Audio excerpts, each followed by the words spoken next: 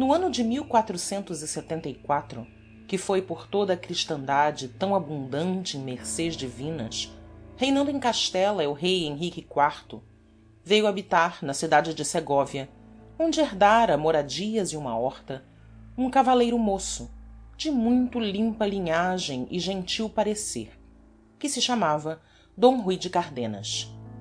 Essa casa, que lhe legara seu tio, arcediago e mestre em cânones, ficava ao lado e na sombra silenciosa da igreja de Nossa Senhora do Pilar, e em frente, para além do adro, onde cantavam as 3 bicas de um chafariz antigo, era o escuro e gradeado palácio de D. Alonso de Lara, fidalgo de grande riqueza e maneiras sombrias, que já na madureza da sua idade, todo grisalho, desposara uma menina falada em Castela pela sua alvura, cabelos cor de sol claro e colo de garça rial.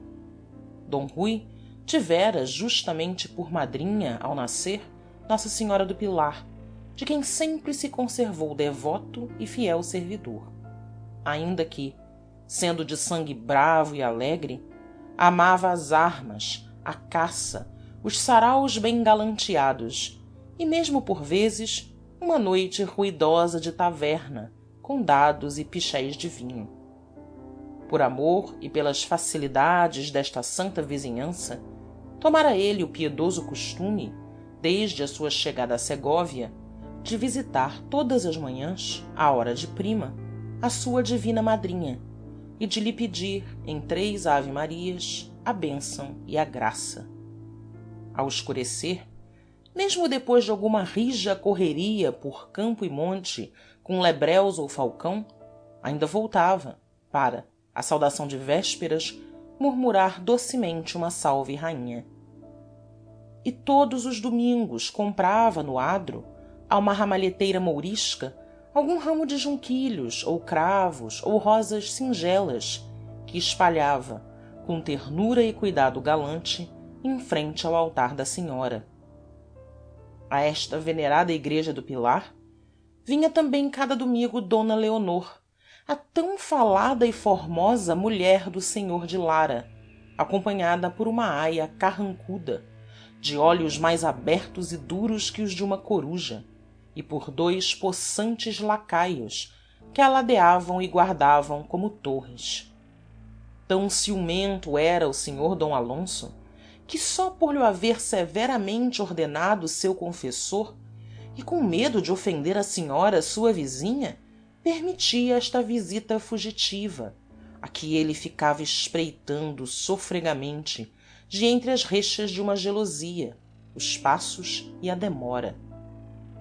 Todos os lentos dias da lenta semana os passava a senhora d Leonor no encerro do gradeado solar de granito negro, não tendo, para se recrear e respirar, mesmo nas calmas do estio, mais que um fundo de jardim verde-negro, cercado de tão altos muros que apenas se avistava, emergindo deles, aqui, além, alguma ponta de triste cipreste.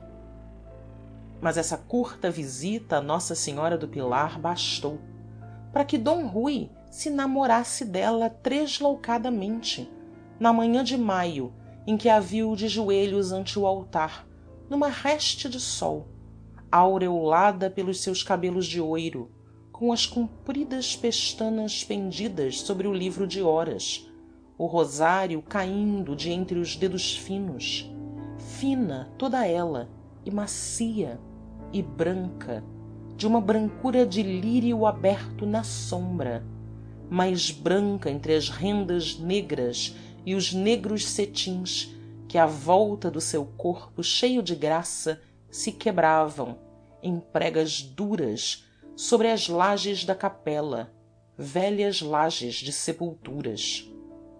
Quando, depois de um momento de enleio e de delicioso pasmo, se ajoelhou, foi menos para a Virgem do Pilar, sua divina madrinha, do que para aquela aparição mortal, de quem não sabia o nome nem a vida, e só que por ela daria vida e nome, se ela se rendesse por tão incerto preço. Balbuciando, com uma prece ingrata, as 3 ave-marias com que cada manhã saudava Maria, apanhou o seu sombreiro, desceu levemente a nave sonora e no portal se quedou, esperando por ela entre os mendigos lazarentos que se catavam ao sol. Mas quando ao cabo de um tempo, em que d rui sentiu no coração um desusado bater de ansiedade e medo, a senhora d leonor passou e se deteve, molhando os dedos na pia de mármore de água benta, os seus olhos, sob o véu descido, não se ergueram para ele, ou tímidos ou desatentos. Com a aia de olhos muito abertos colada aos vestidos, entre os 2 lacaios como entre 2 torres, atravessou vagarosamente o adro, pedra por pedra, gozando, de certo, como encarcerada, o desafogado ar e o livre sol que o inundavam.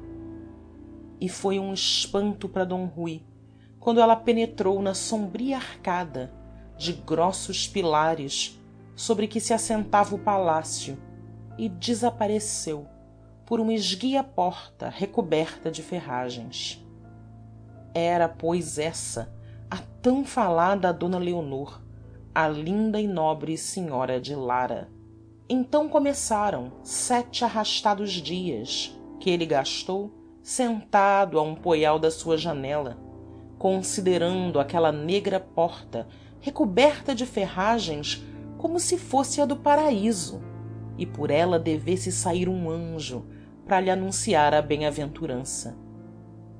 Até que chegou o vagaroso domingo e, passando ele no adro à hora de prima, ao repicar dos sinos, com um molho de cravos amarelos para sua divina madrinha, cruzou d leonor, que saía de entre os pilares da escura arcada, branca, doce e pensativa, como uma lua de entre nuvens.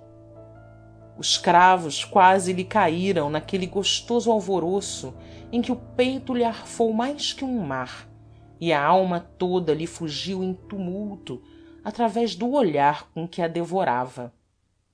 E ela ergueu também os olhos para d rui, mas uns olhos repousados, uns olhos serenos, em que não luzia curiosidade, nem mesmo consciência de se estarem trocando com outros, tão acesos e enegrecidos pelo desejo.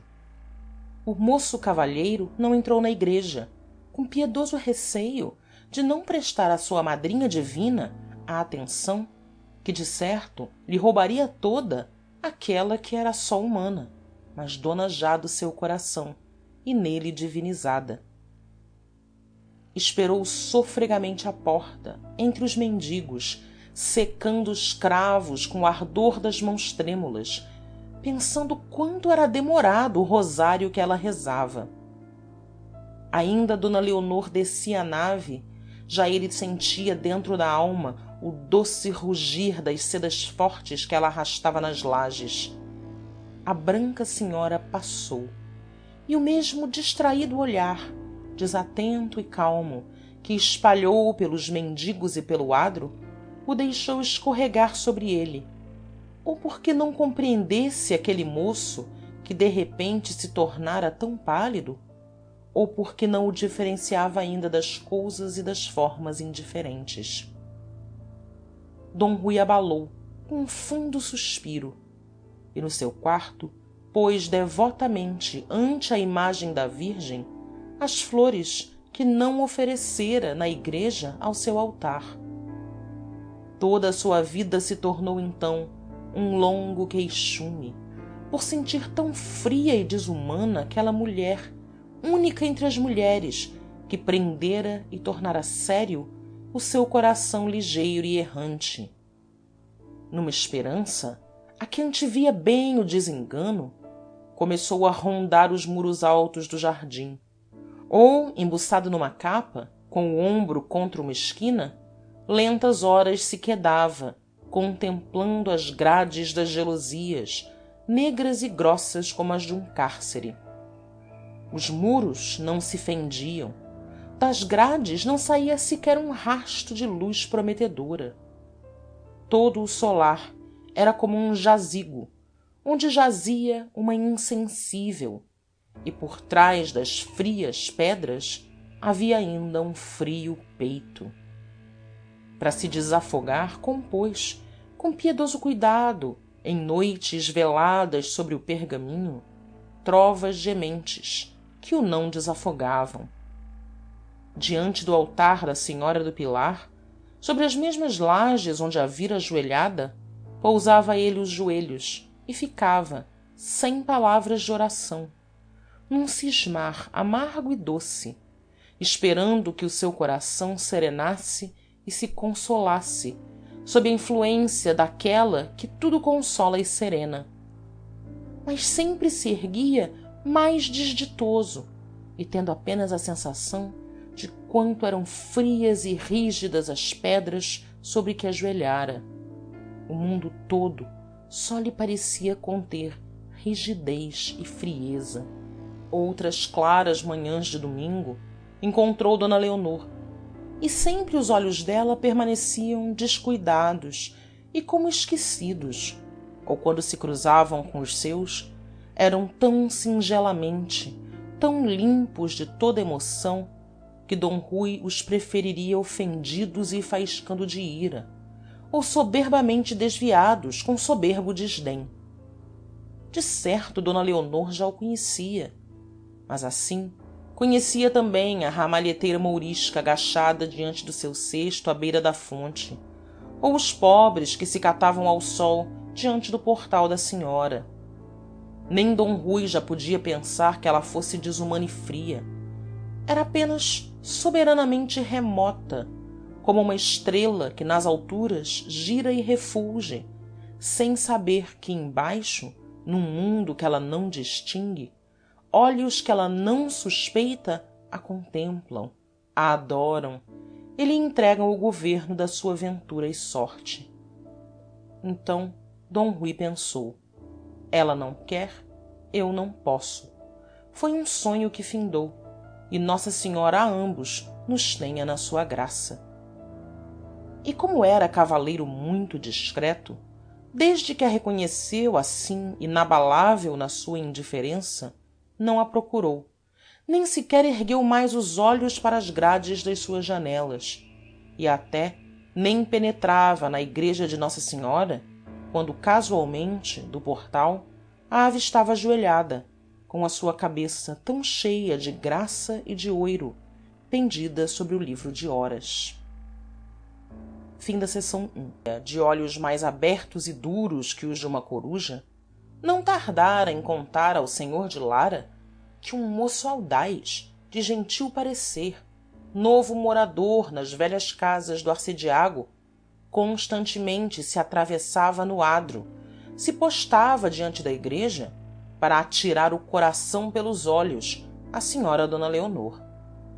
Bem amargamente o sabia já o ciumento fidalgo, porque quando da sua janela espreitava, como um falcão, a airosa senhora a caminho da igreja, observara os giros, as esperas, os olhares dardejados daquele moço galante e puxara as barbas de furor. Desde então, na verdade, a sua mais intensa ocupação era odiar d rui, o impudente sobrinho do cônego, que ousava erguer o seu baixo desejo até a alta senhora de Lara. Constantemente agora o trazia vigiado por um serviçal, e conhecia todos os seus passos e pousos, e os amigos com quem caçava ou folgava, e até quem lhe talhava os gibões, e até quem lhe polia a espada, e cada hora do seu viver. E mais ansiosamente ainda vigiava a d leonor, cada um dos seus movimentos, os mais fugitivos modos, os silêncios e o conversar com as aias, as distrações sobre o bordado, o jeito de cismar sob as árvores do jardim, e o ar e a cor com que recolhia da igreja. Mas tão inalteradamente serena no seu sossego de coração se mostrava a senhora d leonor, que nem o ciúme mais imaginador de culpas poderia achar manchas naquela pura neve.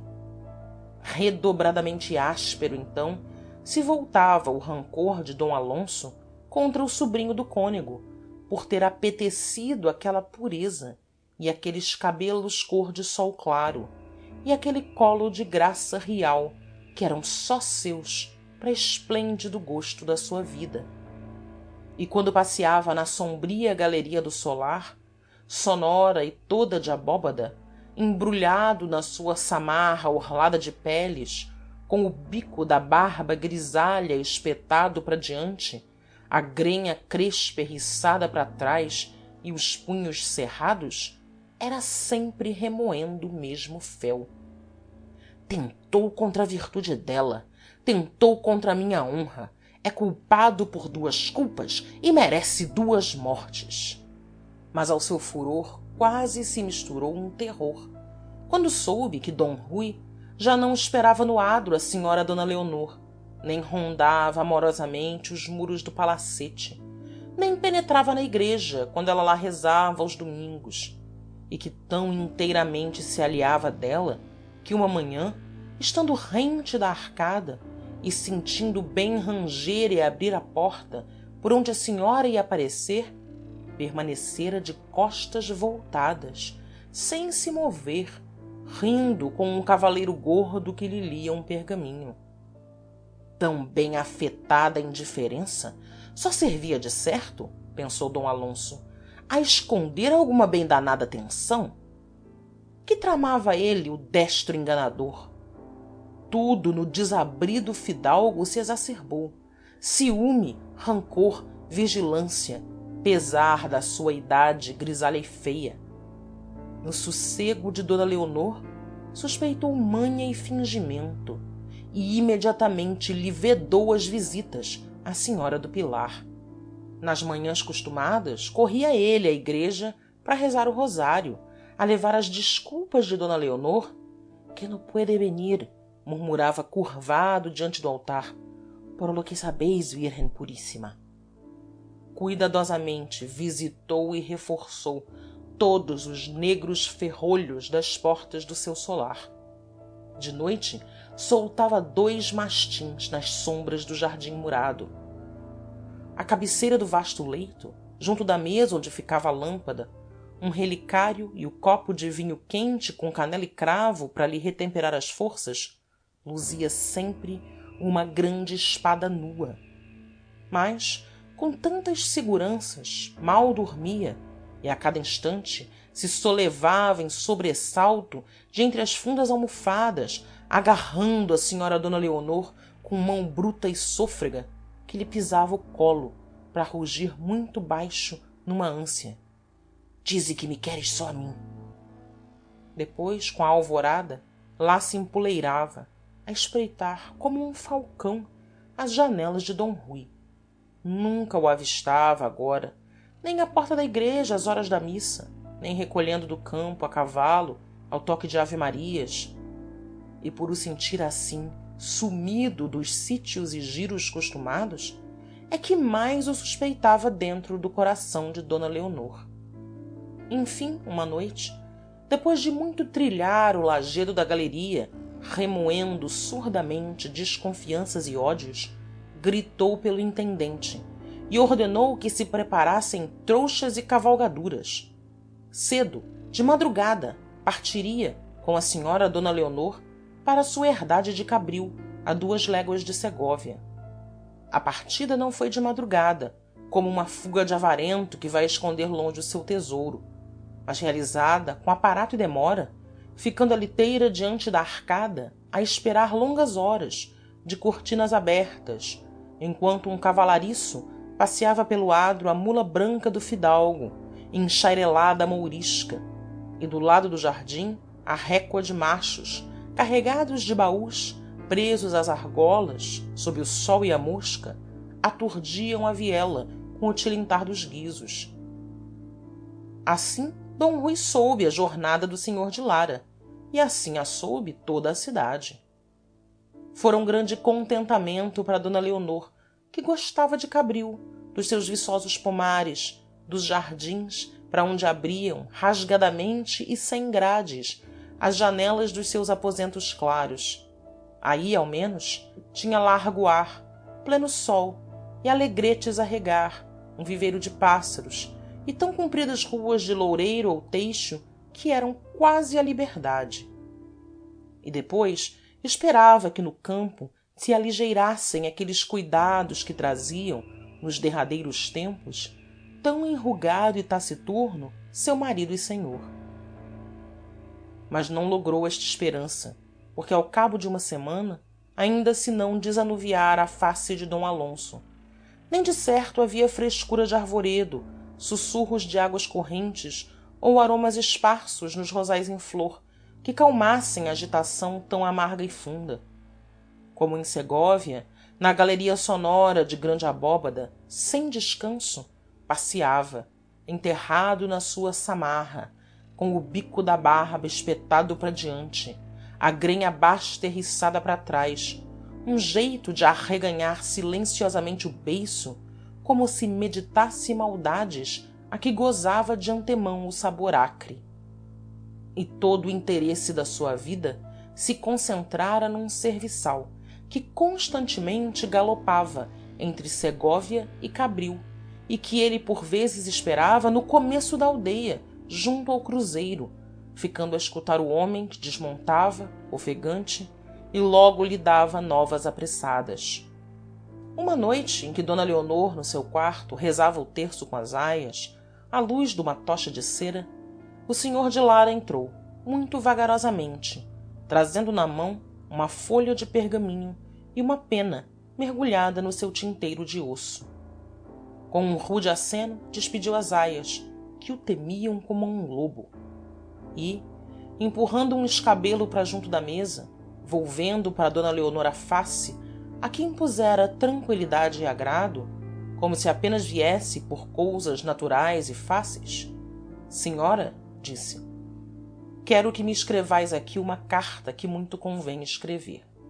Tão costumada era nela a submissão, que sem outro reparo ou curiosidade, indo apenas pendurar na barra do leito o rosário em que rezara, se acomodou sobre o escabelo, e os seus dedos finos, com muita aplicação para que a letra fosse esmerada e clara, traçaram a primeira linha curta que o senhor de lara ditara, e era: meu cavaleiro.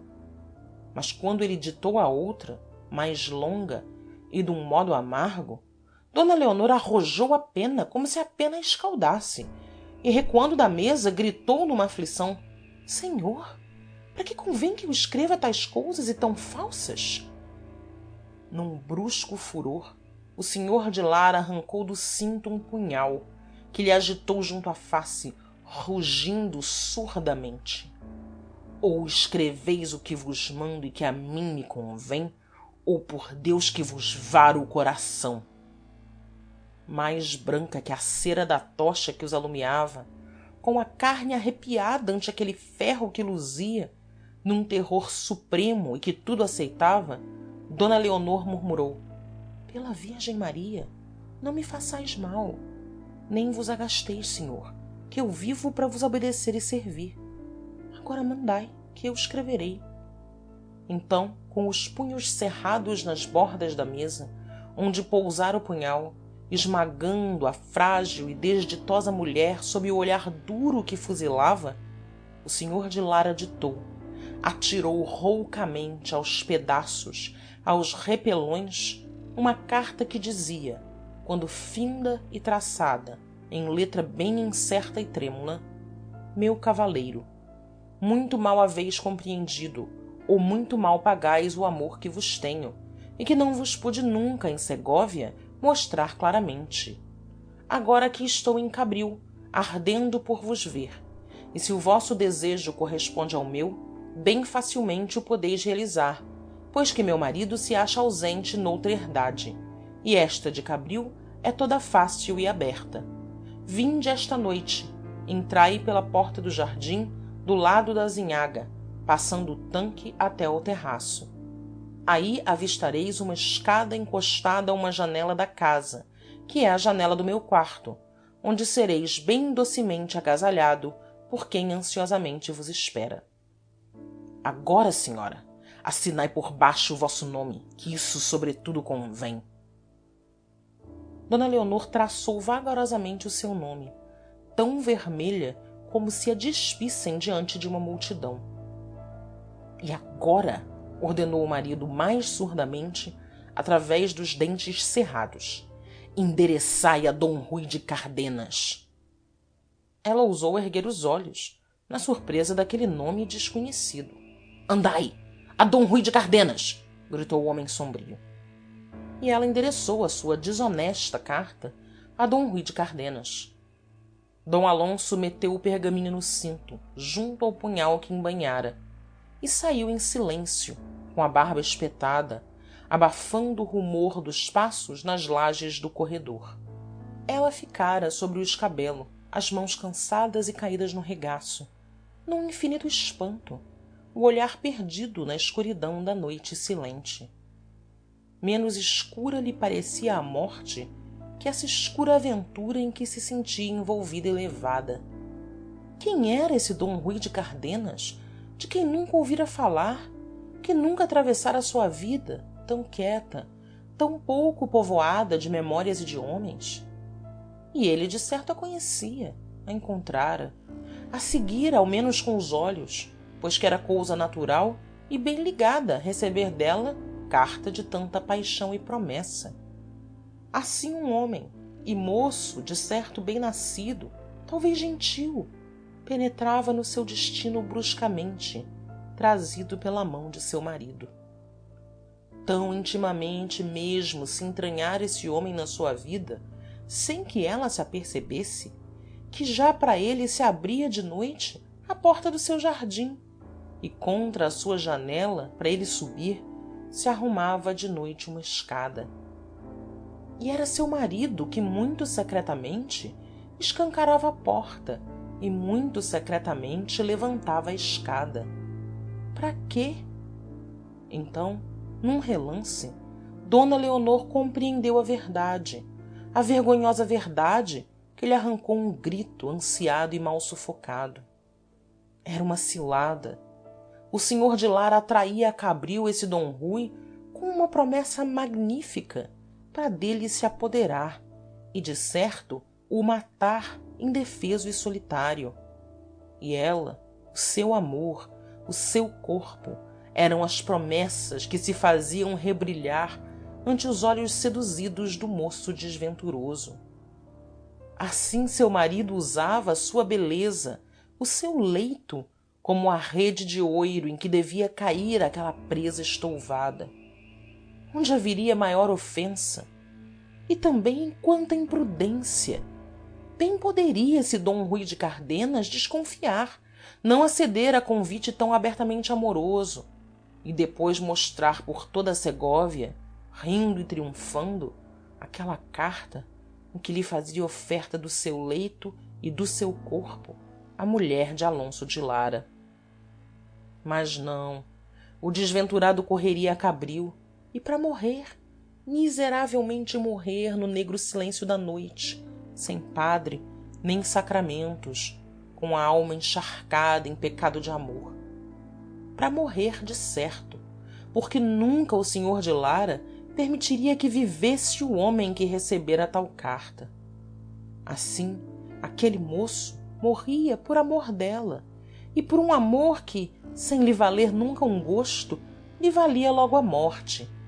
De certo por amor dela, pois que tal ódio do senhor de Lara, ódio que com tanta deslealdade e vilania se cevava, só podia nascer de ciúmes, que lhe escureciam todo o dever de cavaleiro e de cristão. Sem dúvida ele surpreendera olhares, passos, tenções deste senhor D Rui, mal acautelado por bem namorado. Mas como? Quando? Confusamente se lembrava ela de um moço que um domingo a cruzara no adro, a esperar ao portal da igreja, com um molho de cravos na mão. Seria esse?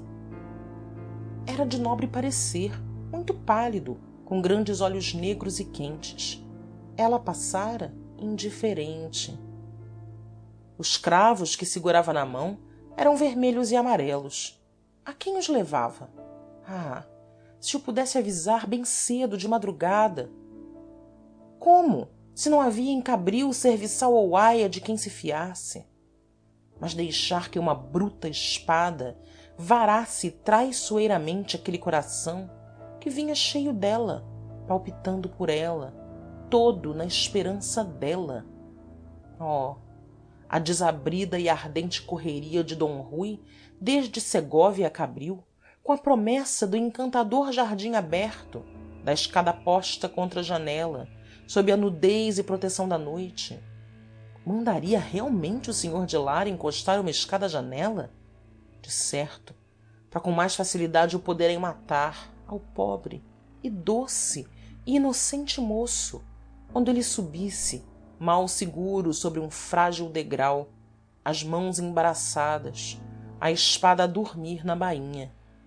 E assim, na outra noite, em face ao seu leito, a sua janela estaria aberta e uma escada estaria erguida contra a sua janela, à espera de um homem. Emboscado na sombra do quarto, seu marido seguramente mataria esse homem. Mas se o senhor de lara esperasse fora dos muros da quinta, assaltasse brutalmente n'alguma zinhaga aquele d rui de cardenas, ou por menos destro ou por menos forte, num terçar de armas, caísse ele traspassado, sem que o outro conhecesse a quem matara?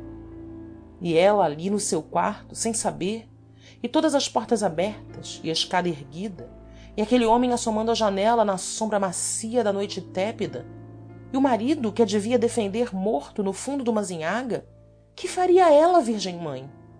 Oh, de certo repeliria soberbamente o moço temerário, mas o espanto dele e a cólera do seu desejo enganado.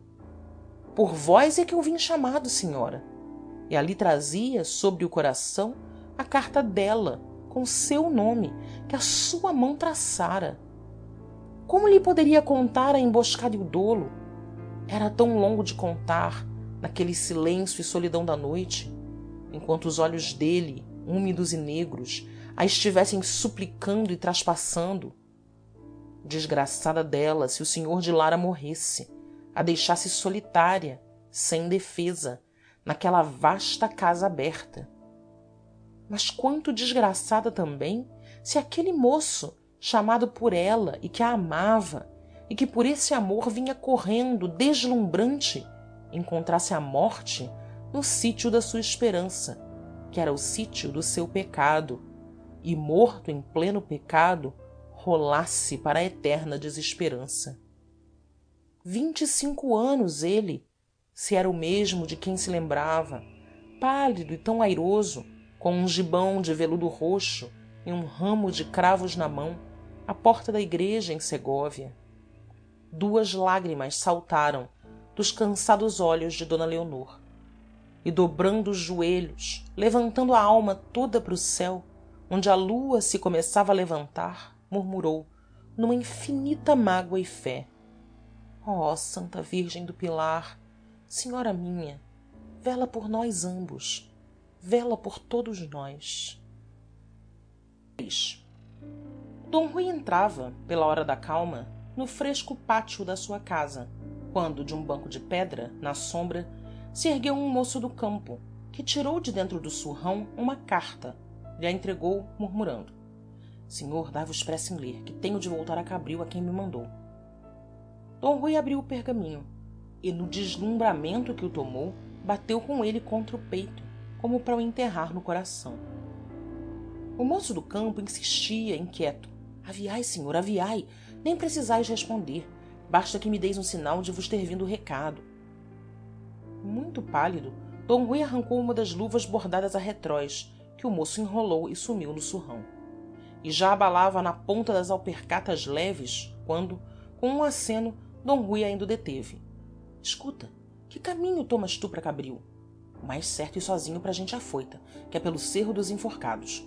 Bem. D rui galgou as escadas de pedra, e no seu aposento, sem mesmo tirar o sombreiro, de novo leu junto da gelosia aquele pergaminho divino, em que d leonor o chamava de noite ao seu quarto, a posse inteira do seu ser. E não o maravilhava esta oferta, depois de uma tão constante, imperturbada indiferença. Antes, nela logo percebeu um amor muito astuto, por ser muito forte, que com grande paciência se esconde ante os estorvos e os perigos, e mudamente prepara a sua hora de contentamento, melhor e mais deliciosa por tão preparada. Sempre ela o amara, pois, desde a manhã bendita em que os seus olhos se tinham cruzado no portal de Nossa Senhora. E enquanto ele rondava aqueles muros do jardim, maldizendo uma frieza que lhe parecia mais fria que a dos frios muros, já ela lhe dera a sua alma, e cheia de constância, com amorosa sagacidade, recalcando o menor suspiro, adormecendo desconfianças, preparava a noite radiante em que lhe daria também o seu corpo. Tanta firmeza, tão fino engenho nas coisas do amor, ainda lhe a tornavam mais bela e mais apetecida. Com que impaciência olhava então o sol, tão desapressado nessa tarde em descer para os montes, sem repouso no seu quarto, com as gelosias cerradas para melhor concentrar a sua felicidade, tudo aprontava amorosamente para a triunfal jornada: as finas roupas, as finas rendas, um gibão de veludo negro e as essências perfumadas. 2 vezes desceu a cavalariça a verificar se o seu cavalo estava bem ferrado e bem pensado. Sobre o soalho vergou e revergou, para experimentar a folha da espada que levaria à cinta. Mas o seu maior cuidado era o caminho para Cabril, apesar de bem o conhecer, e a aldeia apinhada em torno ao mosteiro franciscano, e a velha ponte romana com o seu calvário, e a azinhaga funda que levava à herdade do senhor de Lara. Ainda nesse inverno por lá passara, indo montear com 2 amigos de Astorga, e avistara a torre dos de Lara, e pensara: eis a torre da minha ingrata. Como se enganava! As noites agora eram de lua, e ele sairia de Segóvia caladamente, pela porta de São Mauros. Um galope curto o punha no cerro dos Enforcados. Bem o conhecia também, esse sítio de tristeza e pavor, com os seus 4 pilares de pedra, onde se enforcavam os criminosos, e onde os seus corpos ficavam, balouçados da ventania, ressequidos do sol, até que as cordas apodrecessem e as ossadas caíssem, brancas e limpas da carne pelo bico dos corvos. Por trás do cerro era a Lagoa das Donas. A derradeira vez que por lá andara fora em dia do apóstolo São Matias, quando o corregedor e as confrarias de caridade e paz, em procissão, iam dar sepultura sagrada às ossadas caídas no chão negro e esbrugadas pelas aves. Daí o caminho, depois, corria liso e direto a Cabril. Assim d Rui meditava a sua jornada venturosa, enquanto a tarde ia caindo. Mas, quando escureceu, e em torno às torres da igreja começaram a girar os morcegos, e nas esquinas do adro se acenderam os nichos das almas, o valente moço sentiu um medo estranho, o medo daquela felicidade que se acercava e que lhe parecia sobrenatural. Era, pois, certo que essa mulher de divina formosura, famosa em Castela, e mais inacessível que um astro, seria sua, toda sua, no silêncio e segurança de uma alcova, dentro em breves instantes, quando ainda se não tivessem apagado diante dos retábulos das almas aqueles lumes devotos? E o que fizera ele para lograr tão grande bem? Pisara as lajes de um adro, esperara no portal de uma igreja, procurando com os olhos outros 2 olhos, que não se erguiam, indiferentes ou desatentos. Então, sem dor, abandonara a sua esperança, e eis que de repente aqueles olhos distraídos o procuram, e aqueles braços fechados se lhe abrem, largos e nus, e com o corpo e com a alma aquela mulher lhe grita: ó mal avisado, que não me entendeste, vem, quem te desanimou já te pertence. houvera jamais igual ventura? Tão alta, tão rara era, que de certo atrás dela, se não erra a lei humana, já devia caminhar a desventura. Já na verdade caminhava, pois quanta desventura em saber que depois de tal ventura, quando de madrugada, saindo dos divinos braços, ele recolhesse a Segóvia, a sua Leonor, o bem sublime da sua vida, tão inesperadamente adquirido por um instante, recairia logo sob o poder de outro amo. Que importava? Viessem depois dores e zelos. Aquela noite era esplendidamente sua, o mundo todo uma aparência vã, e a única realidade, esse quarto de cabril, mal alumiado, onde ela o esperaria com os cabelos soltos. Foi com sofreguidão que desceu a escada, se arremessou sobre o seu cavalo. Depois, por prudência, atravessou o adro muito lentamente, com o sombreiro bem levantado da face, como num passeio natural, a procurar fora dos muros a frescura da noite. Nenhum encontro o inquietou até a porta de São Mauros. Aí um mendigo, agachado na escuridão dum arco, e que tocava monotonamente a sua sanfona, pediu em lamúria à virgem e a todos os santos que levassem aquele gentil cavaleiro na sua doce e santa guarda. D Rui parara para lhe atirar uma esmola, quando se lembrou que nessa tarde não fora à igreja, à hora de vésperas, rezar e pedir a bênção à sua divina madrinha. Com um salto, desceu logo do cavalo, porque justamente rente ao velho arco tremeluzia uma lâmpada alumiando um retábulo. Era uma imagem da Virgem, com o peito traspassado por 7 espadas. D Rui ajoelhou, pousou o sombreiro nas lajes e, com as mãos erguidas muito zelosamente, rezou uma salve rainha. O clarão amarelo da luz envolvia o rosto da senhora, que, sem sentir as dores dos 7 ferros, ou como se eles só dessem inefáveis gozos, sorria com os lábios muito vermelhos. Enquanto ele rezava, no convento de São Domingos, ao lado, a sineta começou a tocar a agonia. De entre a sombra negra do arco, cessando a sanfona, o mendigo murmurou: lá está um frade a morrer. D Rui disse uma ave-maria pelo frade que morria. A Virgem das 7 espadas sorria docemente. O toque de agonia não era, pois, de mau presságio. D Rui cavalgou alegremente e partiu. Para além da porta de São Mauros, depois de alguns casebres de oleiros, o caminho seguia, esguio e negro, entre as altas piteiras. Por trás das colinas, ao fundo da planície escura, subia o primeiro clarão, amarelo e lânguido, da lua cheia ainda escondida. E D Rui marchava a passo, receando chegar a Cabril muito cedo, antes que as aias e os moços findassem o serão e o rosário. Por que não lhe marcara D Leonor a hora, naquela carta tão clara e tão pensada? Então a sua imaginação corria adiante, rompia pelo jardim de Cabril, galgava aladamente a escada prometida, e ele largava também atrás numa carreira sôfrega que arrancava as pedras do caminho mal junto. Depois sofreava o cavalo ofegante. Era cedo, era cedo! E retomava o passo penoso, sentindo o coração contra o peito, como ave presa que bate às grades. Assim chegou ao cruzeiro, onde a estrada se fendia em 2, mais juntas que as pontas de uma forquilha, ambas cortando através de pinheiral. Descoberto diante da imagem crucificada, D Rui teve um instante de angústia, pois não se recordava qual delas levava ao cerro dos enforcados. Já se embrenhara na mais cerrada, quando, de entre os pinheiros calados, uma luz surgiu, dançando no escuro. Era uma velha em farrapos, com as longas melenas soltas, vergada sobre um bordão e levando uma candeia.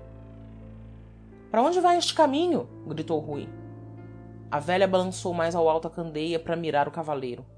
"Para Charama." E luz e velha imediatamente se sumiram, fundidas na sombra, como se ali tivessem surgido somente para avisar o cavaleiro do seu caminho errado.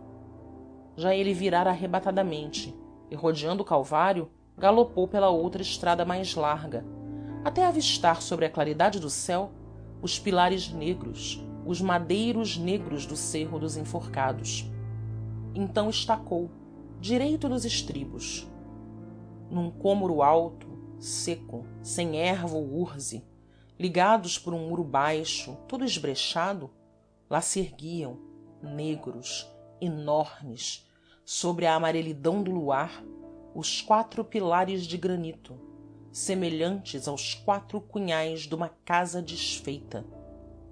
Sobre os pilares pousavam 4 grossas traves. Das traves pendiam 4 enforcados, negros e rígidos, no ar parado e mudo. Tudo em torno parecia morto, como eles. Gordas aves de rapina dormiam empoleiradas sobre os madeiros. Para além, rebrilhava lividamente a água morta da Lagoa das Donas, e no céu a lua ia grande e cheia. D Rui murmurou o Padre Nosso, devido por todo cristão àquelas almas culpadas. Depois impeliu o cavalo e passava, quando no imenso silêncio e na imensa solidão se ergueu, ressoou uma voz que o chamava, suplicante e lenta: cavaleiro, detende-vos, vinde cá. D Rui colheu bruscamente as rédeas e, erguido sobre os estribos, atirou os olhos espantados por todo o sinistro ermo. Só avistou o cerro áspero, a água rebrilhante e muda, os madeiros, os mortos. Pensou que fora ilusão da noite ou ousadia de algum demônio errante, e serenamente picou o cavalo, sem sobressalto ou pressa, como numa rua de Segóvia. Mas, por trás, a voz tornou, mais urgentemente o chamou, ansiosa, quase aflita: cavaleiro, esperai, não vos vades, voltai, chegai aqui. De novo D Rui estacou e, virado sobre a sela, encarou afoitamente os 4 corpos pendurados das traves. Do lado deles soava a voz que, sendo humana, só podia sair de forma humana. Um desses enforcados, pois, o chamara com tanta pressa e ânsia. Restaria n'algum, por maravilhosa mercê de Deus, alento e vida? Ou seria que, por maior maravilha, uma dessas carcaças meio apodrecidas o detinha para lhe transmitir avisos de além da campa? Mas, que a voz rompesse d'um peito vivo ou d'um peito morto, grande covardia era abalar, espavoridamente, sem a atender e a ouvir. Atirou logo para dentro do cerro o cavalo que tremia, e parando, direito e calmo, com a mão na ilharga, depois de fitar um por um os 4 corpos suspensos, gritou: qual de vós, homens enforcados, ousou chamar por D Rui de Cardenas? Então aquele que voltava as costas à lua cheia respondeu, do alto da corda, muito quieta e naturalmente, como um homem que conversa da sua janela para a rua: senhor, fui eu. D Rui fez avançar para diante dele o cavalo. Não lhe distinguia a face, enterrada no peito, escondida pelas longas e negras melenas pendentes. Só percebeu que tinha as mãos soltas e desamarradas, e também soltos os pés nus, já ressequidos e da cor do betume. Que me queres? O enforcado, suspirando, murmurou: senhor, fazei-me a grande mercê de me cortar esta corda em que estou pendurado. D Rui arrancou a espada e de um golpe certo cortou a corda meio apodrecida. Com um sinistro som de ossos entrechocados, o corpo caiu no chão, onde jazeu um momento, estirado. Mas, imediatamente, se endireitou sobre os pés mal seguros e ainda dormentes, e ergueu para D Rui uma face morta, que era uma caveira com a pele muito colada e mais amarela que a lua que nela batia. Os olhos não tinham movimento nem brilho. Ambos os beiços se lhe arreganhavam num sorriso empedernido. De entre os dentes muito brancos surdia uma ponta de língua muito negra. D Rui não mostrou terror nem asco, e embainhando serenamente a espada: tu estás morto ou vivo? Perguntou. O homem encolheu os ombros com lentidão. Senhor, não sei. Quem sabe o que é a vida? Quem sabe o que é a morte? Mas que queres de mim? O enforcado, com os longos dedos descarnados, alargou o nó da corda que ainda lhe laçava o pescoço e declarou muito serena e firmemente: Senhor, eu tenho de ir convosco a Cabril, onde vós ides. O cavaleiro estremeceu num tão forte assombro, repuxando as rédeas, que o seu bom cavalo se empinou, como assombrado também. Comigo a Cabril? O homem curvou o espinhaço, a que se viam os ossos todos, mais agudos que os dentes de uma serra, através de um longo rasgão da camisa de estamenha. Senhor, suplicou, não mo negueis, que eu tenho a receber grande salário, se vos fizer grande serviço. Então D Rui pensou de repente que bem podia ser aquela uma traça formidável do demónio. E cravando os olhos muito brilhantes na face morta que para ele se erguia, ansiosa, à espera do seu consentimento, fez um lento e largo sinal da cruz. O enforcado vergou os olhos com assustada reverência. Senhor, para que me experimentais com esse sinal? Só por ele alcançamos remissão e eu só dele espero misericórdia. Então D Rui pensou que se esse homem não era mandado pelo demônio, bem podia ser mandado por Deus. E logo, devotamente, com um gesto submisso em que tudo entregava ao céu, consentiu, aceitou o pavoroso companheiro. Vem comigo, pois, a Cabril, se Deus te manda. Mas eu nada te pergunto, e tu nada me perguntes. Desceu logo o cavalo à estrada, toda alumiada da lua. O enforcado seguia ao seu lado, com passos tão ligeiros que mesmo quando D Rui galopava, ele se conservava rente ao estribo, como levado por um vento mudo.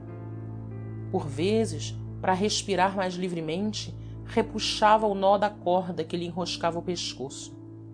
E quando passavam entre sebes, onde errasse o aroma de flores silvestres, o homem murmurava com infinito alívio e delícia: como é bom correr! D Rui ia num assombro, num tormentoso cuidado. Bem compreendia agora que era aquele um cadáver, reanimado por Deus para um estranho e encoberto serviço. Mas para que lhe dava Deus tão medonho companheiro? Para o proteger? Para impedir que d Leonor, amada do céu pela sua piedade, caísse em culpa mortal? E para tão divina incumbência, de tão alta mercê, já não tinha o senhor anjos no céu que necessitasse empregar um supliciado? Ah, como ele voltaria alegremente a rédea para Segóvia, se não fora a galante lealdade de cavaleiro, o orgulho de nunca recuar, e a submissão às ordens de Deus que sentia sobre si pesarem. Num alto da estrada, de repente, avistaram Cabril, as torres do convento franciscano alvejando ao luar, os casais adormecidos entre as hortas. Muito silenciosamente, sem que um cão ladrasse de trás das cancelas ou de cima dos muros, desceram a velha ponte romana. Diante do calvário, o enforcado caiu de joelhos nas lajes, ergueu os lívidos ossos das mãos, ficou longamente rezando, entre longos suspiros. Depois, ao entrar na azinhaga, bebeu muito tempo, e consoladamente, de uma fonte que corria e cantava sob as frondes de um salgueiro. Como a azinhaga era muito estreita, ele caminhava adiante do cavaleiro, todo curvado, os braços cruzados fortemente sobre o peito, sem um rumor. A lua ia alta no céu. D Rui considerava com amargura aquele disco cheio e lustroso que espargia tanta claridade e tão indiscreta sobre o seu segredo. Ah, como se estragava a noite que devia ser divina! Uma enorme lua surdia de entre os montes para tudo alumiar. Um enforcado descia da forca para o seguir e tudo saber. Deus assim o ordenara. Mas que tristeza chegar à doce porta, docemente prometida, com tal intruso ao seu lado, sob aquele céu todo claro! Bruscamente o enforcado estacou, erguendo o braço, de onde a manga pendia em farrapos. Era o fim da azinhaga, que desembocava em caminho mais largo e mais batido, e diante deles alvejava o comprido muro da quinta do senhor de Lara, tendo aí um mirante com varandins de pedra e todo revestido de era. senhor, murmurou o enforcado, segurando com respeito o estribo de D Rui, logo a poucos passos deste mirante é a porta por onde deveis penetrar no jardim.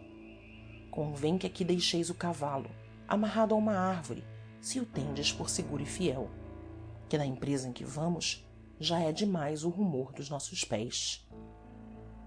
Silenciosamente D Rui apeou, prendeu o cavalo, que sabia fiel e seguro, ao tronco dum álamo seco.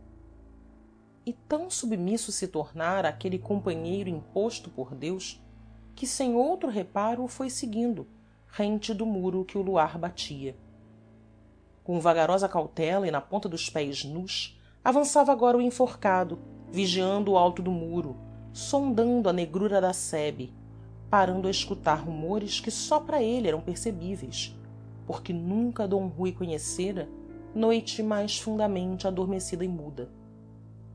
E tal susto, em quem devia ser indiferente a perigos humanos, foi lentamente enchendo também o valoroso cavaleiro de tão viva desconfiança que tirava o punhal da bainha, enrodilhava a capa no braço e marchava indefesa, com o olhar faiscando, como num caminho de emboscada e briga.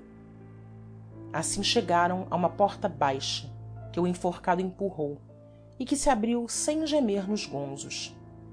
Penetraram numa rua ladeada de espessos teixos até a um tanque cheio de água, onde boiavam folhas de nenúfares e que toscos bancos de pedra circundavam, cobertos pela rama de arbustos em flor.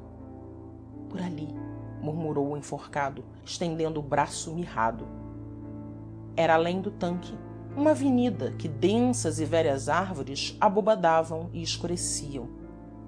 Por ela se meteram, como sombras na sombra, o enforcado adiante, D Rui seguindo muito sutilmente, sem roçar um ramo, mal pisando a areia.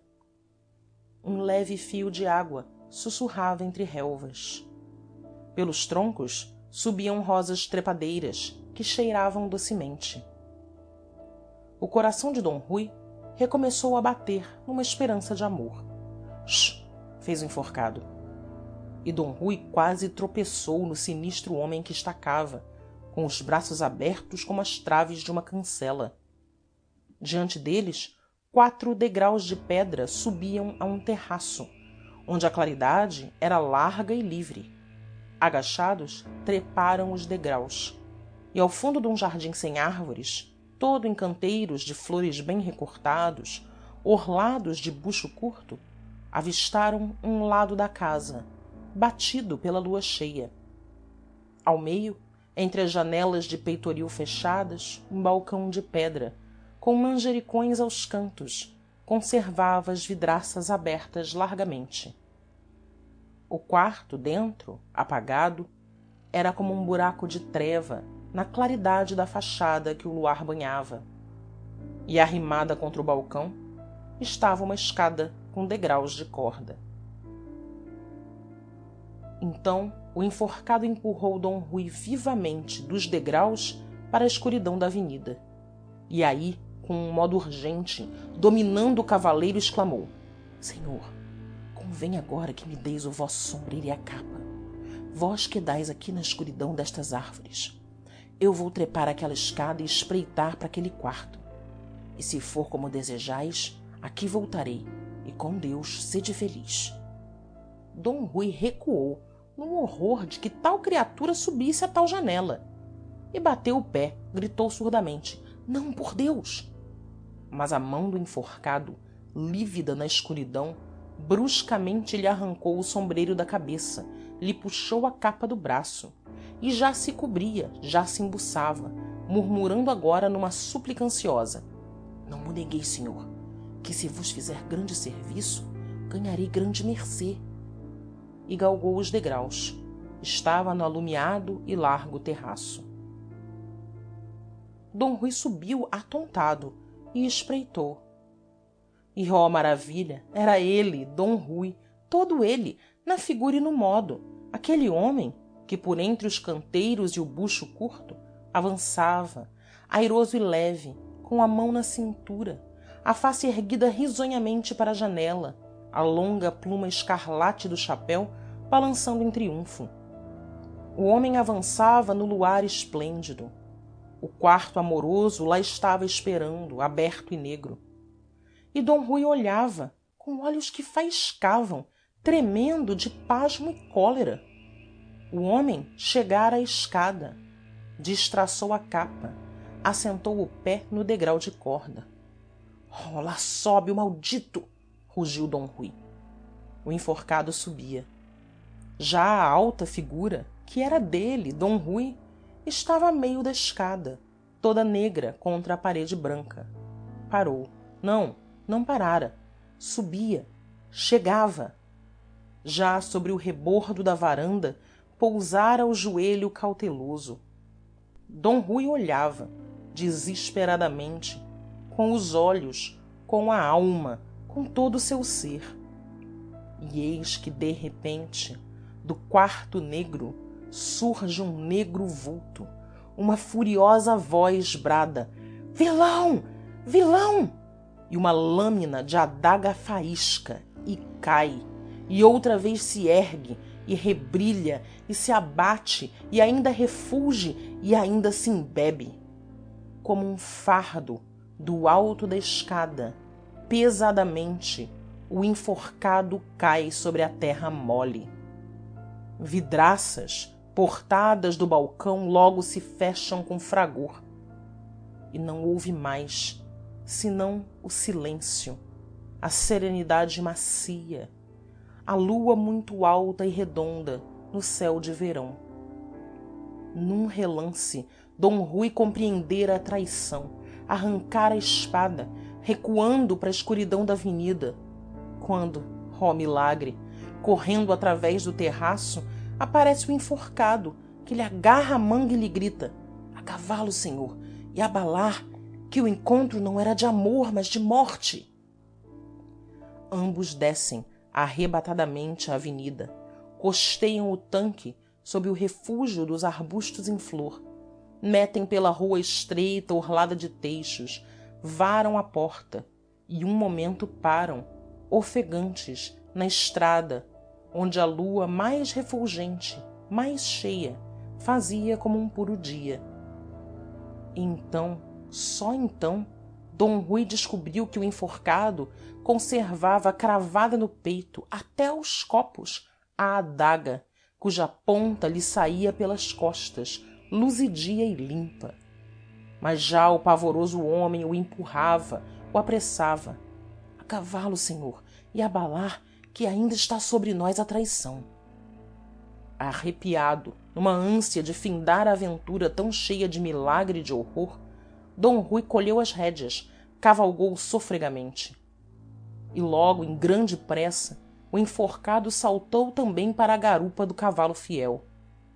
Todo se arrepiou o bom cavaleiro ao sentir nas suas costas o roçar daquele corpo morto, dependurado de uma forca, atravessado por uma adaga. Com que desespero galopou então pela estrada infindável! Em carreira tão violenta, o enforcado nem oscilava, rígido sobre a garupa, como um bronze num pedestal. E D Rui a cada momento sentia um frio mais regelado que lhe regelava os ombros, como se levasse sobre eles um saco cheio de gelo. Ao passar no cruzeiro, murmurou: Senhor, valei-me! Para além do cruzeiro, de repente, estremeceu com o quimérico medo de que tão fúnebre companheiro para sempre o ficasse acompanhando e se tornasse seu destino galopar através do mundo numa noite eterna, levando um morto à garupa. E não se conteve, gritou para trás no vento da carreira que os vergastava: para onde quereis que vos leve? O enforcado, encostando tanto o corpo a D Rui que o magoou com os copos da adaga, segredou: Senhor, convém que me deixes no cerro. Doce e infinito alívio para o bom cavaleiro, pois o cerro estava perto e já lhe avistava, na claridade desmaiada, os pilares e as traves negras. Em breve estacou o cavalo, que tremia, branqueado de espuma. Logo o enforcado, sem rumor, escorregou da garupa, segurou, como bom serviçal, o estribo de D Rui, e com a caveira erguida, a língua negra mais saída de entre os dentes brancos, murmurou em respeitosa súplica: Senhor, fazei-me agora a grande mercê de me pendurar outra vez da minha trave. D Rui estremeceu de horror. Por Deus, que vos enforque eu? O homem suspirou, abrindo os braços compridos: Senhor, por vontade de Deus é, e por vontade de aquela que é mais cara a Deus. Então, resignado, submisso aos mandados do alto, D Rui apeou e começou a seguir o homem, que subia para o cerro, pensativamente, vergando o dorso, de onde saía, espetada e luzidia, a ponta da adaga. Pararam ambos sob a trave vazia. Em torno das outras traves pendiam as outras carcaças. O silêncio era mais triste e fundo que os outros silêncios da terra. A água da lagoa enegrecera. A lua descia e desfalecia. D Rui considerou a trave onde restava, curto no ar, o pedaço de corda que ele cortara com a espada. Como quereis que vos pendure? Exclamou. Aquele pedaço de corda não posso chegar com a mão, nem eu só basto para lá vos içar. Senhor, respondeu o homem, aí a um canto deve haver um longo rolo de corda. Uma ponta dela matarei a este nó que trago no pescoço. A outra ponta arremessareis por cima da trave. Puxando depois, forte como sois, bem me podereis reenforcar. Ambos curvados, com passos lentos, procuraram o rolo de corda. E foi o enforcado que o encontrou e o desenrolou. Então D Rui descalçou as luvas. Ensinado por ele, que tão bem o aprendera do carrasco, atou uma ponta da corda ao laço que o homem conservava no pescoço e arremessou fortemente a outra ponta, que ondeou no ar, passou sobre a trave, ficou pendurada rente ao chão. E o rijo cavaleiro, fincando os pés, retesando os braços, puxou, içou o homem, até ele se quedar, suspenso, negro no ar, como um enforcado, natural entre os outros enforcados. Estás bem assim? Lenta e sumida veio a voz do morto. Senhor, estou como devo. Então D Rui, para o fixar, enrolou a corda em voltas grossas ao pilar de pedra e, tirando o sombreiro, limpando com as costas da mão o suor que o alagava, contemplou o seu sinistro e miraculoso companheiro. Estava já rígido como antes, com a face pendida sob as melenas caídas, os pés inteiriçados, todo puído e carcomido, como uma velha carcaça. No peito conservava a adaga cravada. Por cima, 2 corvos dormiam quietos. E agora, que mais quereis? Perguntou D Rui, começando a calçar as luvas. Sumidamente, do alto, o enforcado murmurou: Senhor, muito vos rogo agora que, ao chegar a Segóvia, tudo conteis fielmente a Nossa Senhora do Pilar, vossa madrinha, que dela espero grande mercê para minha alma, por este serviço que a seu mandado vos fez o meu corpo. Então D Rui de Cardenas tudo compreendeu e, ajoelhando devotamente sobre o chão de dor e morte, rezou uma longa oração por aquele bom enforcado. Depois galopou para Segóvia. A manhã clareava quando ele transpôs a porta de São Mauros. No ar fino, os sinos claros tocavam a matinas. E entrando na igreja de Nossa Senhora do Pilar, ainda no desalinho da sua terrível jornada, D. Rui, de rojo ante o altar, narrou à sua divina madrinha a ruim intenção que o levara a Cabril, o socorro que do céu recebera, e com quentes lágrimas de arrependimento e gratidão lhe jurou que nunca mais poria desejo onde houvesse pecado, nem no seu coração daria entrada a pensamento que viesse do mundo e do mal. Fim da seção 3. A essa hora, em Cabril, D. Alonso de Lara, com os olhos esbugalhados de pasmo e terror, esquadrinhava todas as ruas e recantos e sombras do seu jardim.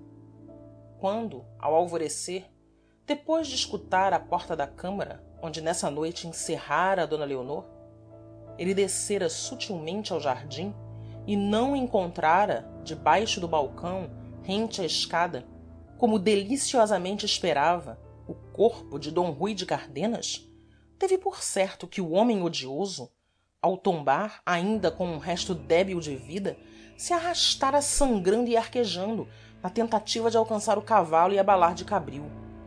Mas, com aquela rija adaga que ele 3 vezes lhe enterrara no peito e que no peito lhe deixara, não se arrastaria o vilão por muitas jardas, e n'algum canto devia jazer, frio e inteiriçado. Rebuscou então cada rua, cada sombra, cada maciço de arbustos, e, maravilhoso caso, não descobriu o corpo, nem pegadas, nem terra que houvesse sido remexida, nem sequer rasto de sangue sobre a terra. E todavia, com mão certeira e faminta de vingança, 3 vezes ele lhe embebera a adaga no peito, e no peito lhe a deixara. E era Rui de Cardenas o homem que ele matara, que muito bem o conhecera logo do fundo apagado do quarto de onde espreitava, quando ele, à claridade da lua, veio através do terraço, confiado, ligeiro, com a mão na cintura, a face risonhamente erguida e a pluma do sombreiro meneando em triunfo. Como podia ser cousa tão rara? Um corpo mortal sobrevivendo a um ferro que 3 vezes lhe vara o coração e no coração lhe fica cravado.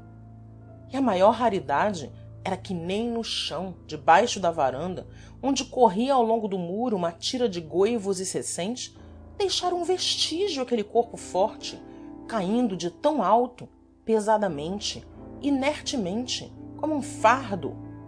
Nem uma flor machucada, todas direitas, viçosas, como novas, com gotas leves de orvalho.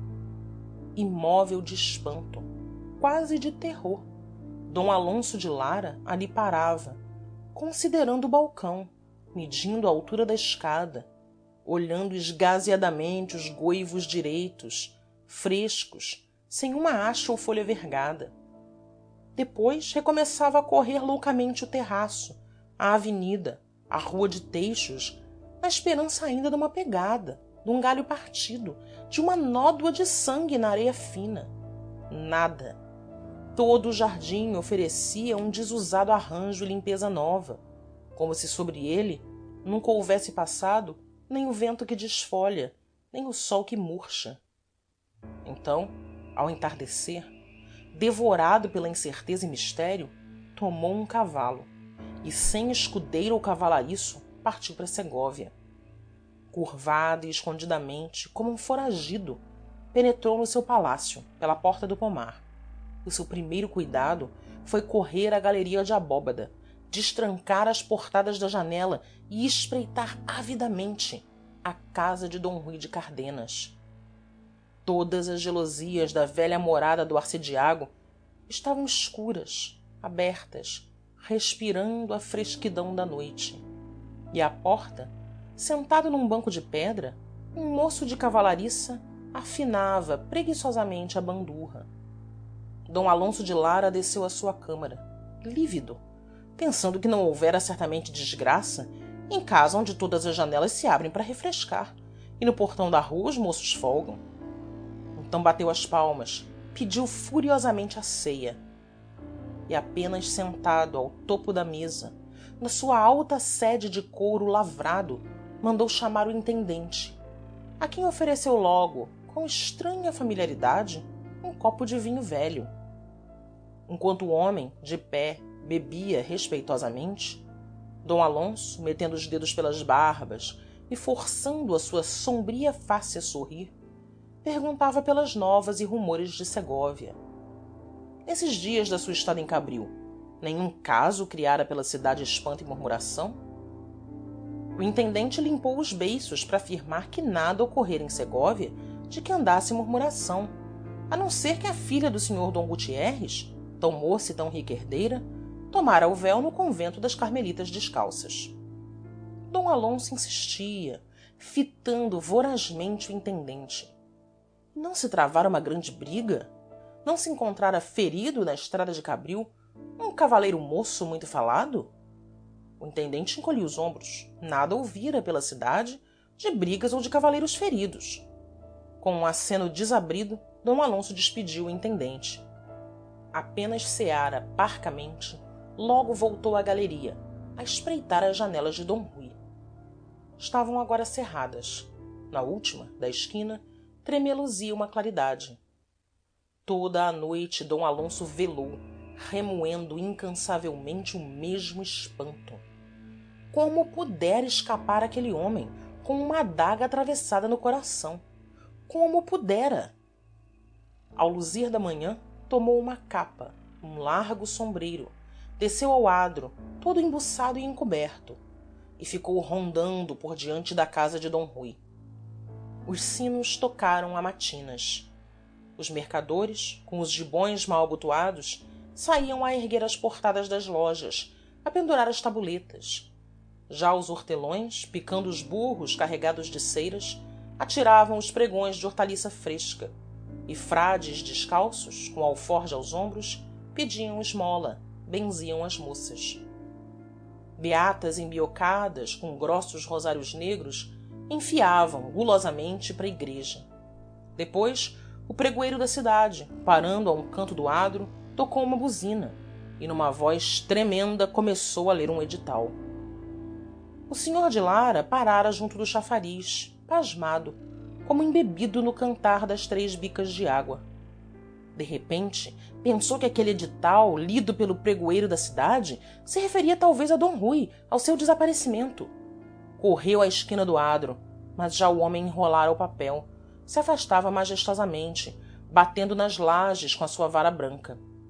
E quando se voltava para espiar de novo a casa, eis que os seus olhos atônitos encontram D Rui. D Rui que ele matara, e que vinha caminhando para a igreja de Nossa Senhora, ligeiro, airoso, a face risonha e erguida no fresco ar da manhã, de gibão claro, de plumas claras, com uma das mãos pousando na cinta, a outra meneando distraidamente um bastão com borlas de torçal de ouro. D Alonso recolheu então a casa, com passos arrastados e envelhecidos. No alto da escadaria de pedra, achou o seu velho capelão, que o viera saudar, e que, penetrando com ele na antecâmara, depois de pedir, com reverência, novas da senhora Dona Leonor, lhe contou logo de um prodigioso caso que causava pela cidade grave murmuração e espanto. Na véspera, de tarde, indo o corregedor visitar o Cerro das Forcas, pois se acercava a festa dos Santos Apóstolos, descobrira com muito pasmo e muito escândalo que um dos enforcados tinha uma adaga cravada no peito. Fora gracejo de um pícaro sinistro? Vingança que nem a morte saciara? E para maior prodígio ainda, o corpo fora despendurado da forca, arrastado em horta ou jardim, pois que presas aos velhos farrapos se encontraram folhas tenras, e depois novamente enforcado, e com corda nova. E assim ia a turbulência dos tempos, que nem os mortos se furtavam a ultrajes. D Alonso escutava com as mãos a tremer, os pelos arrepiados.